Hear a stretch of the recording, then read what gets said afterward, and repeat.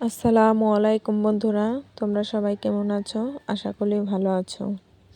এখানে আমি চিড়া নিয়েছি,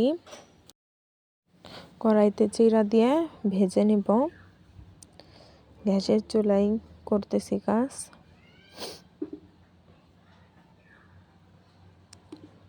মিডিয়াম জাল দিয়ে চিড়াগুলো বাদামি কালার করে ভেজে নিব।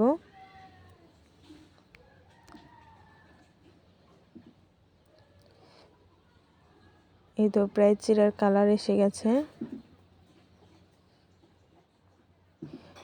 এই চিড়ে ভেজে মোয়া বানাবো আজকে। চিড়া ভাজা হয়ে গেছে, এখন নামিয়ে নেব। একটা ডালায় নামিয়ে নিলাম। অনেক সুন্দর হয়েছে চিড়া ভাজার কালারটা।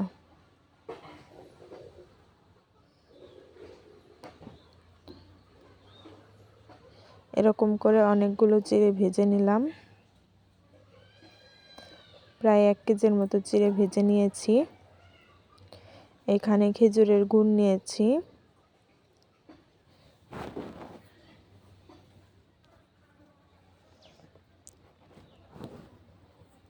খেজুরের গুড়টা এখন জাল করে নেব। চুলায় একটা পাতিল দিয়ে দিচ্ছি, পাতিলে গুড়গুলো ঢেলে দিব।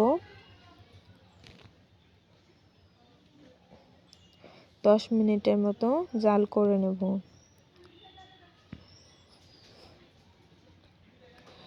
গুড়গুলো সবসময়ের জন্য নাড়তে হবে যাতে লেগে না যায় নিচে।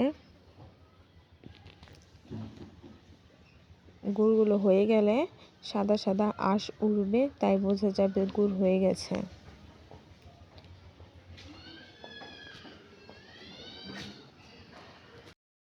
এভাবে 15 মিনিটের মতো ফুটিয়ে নেব। গুড় প্রায় হয়ে গেছে, দেখেই বোঝা যাইতেছে।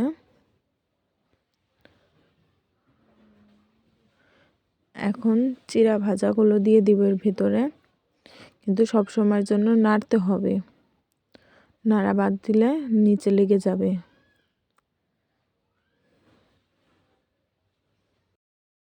কিছু কিছু করে দিব আর নাড়বো।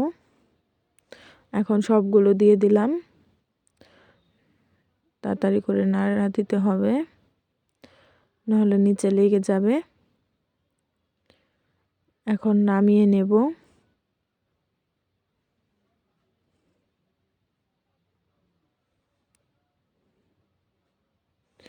অনেক সুন্দর দেখা যাচ্ছে জিনিসগুলো।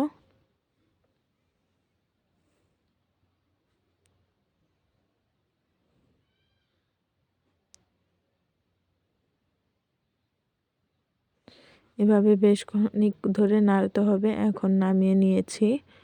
এই তো এখন বানিয়ে নেব। প্রথমে অল্প একটু নিয়ে দেখতেছি হইব কিনা।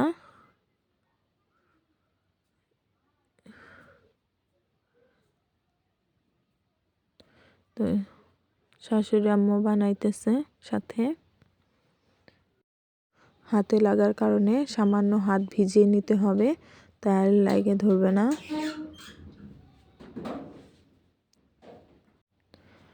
এখন আবার মোয়ার সিস্টেম করে নেব। এভাবে মোট করে দিতে হবে। এই তো হয়ে গেল একটা মোয়া। এভাবে অনেকগুলো বানিয়ে নেব।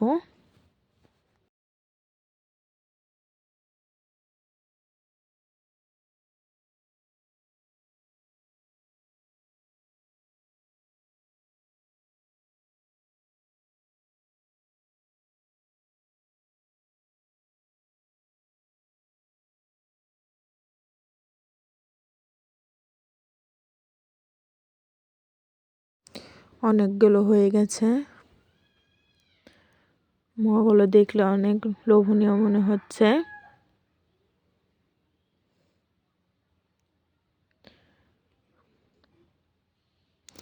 আরও কিছুটা রয়েছে, এটি দিয়ে এখন বানিয়ে নেব।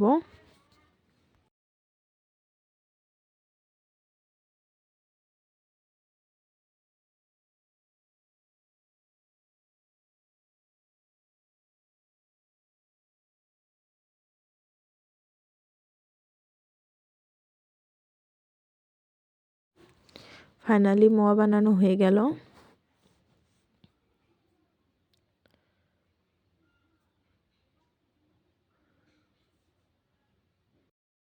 আমার ভিডিওটি ভালো লাগলে একটা সাবস্ক্রাইব করে বন্ধু হয়ে পাশে থেকে যাও।